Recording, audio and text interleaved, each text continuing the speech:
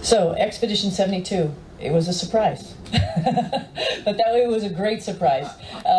We thought we were, Butch and I thought we were going to just be there for a little slice of Expedition 71. And as the summer grew on, and we were seeing that we probably were going to come back in the springtime, both of us really jumped in and started, what can we do? How do you help? And this is what the team does. I think that's what I think the biggest message from our expeditions. It's about the team. So even before Nick and Alex arrived on the space station, and while we were still Expedition 71, we were pretty good at fixing the toilet, I would say, right?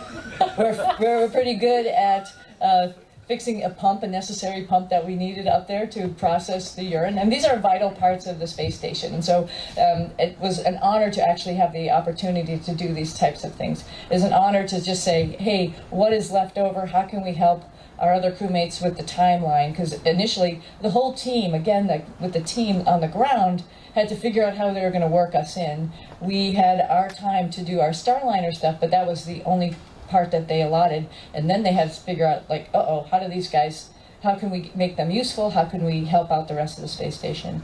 And then that morphed into Expedition 72, and I think that methodology just continued. It was unique situations, sometimes more difficult, I think, than a normal crew where you have somebody who's experienced and someone who's not experienced. That sort of is a easy hierarchy, an easy way to get things done. Our crew had a lot of experience. Butch mentioned inside we had over 3,000 days between the four of us.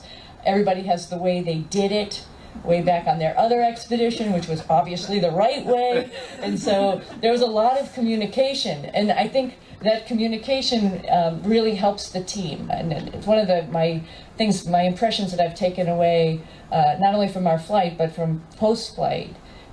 People are good. People all like to get to the right answer. Sometimes we just need to stop for a little bit and listen to each other, and then we'll find out the optimal answer. So I would say teamwork is really the key, is what I saw.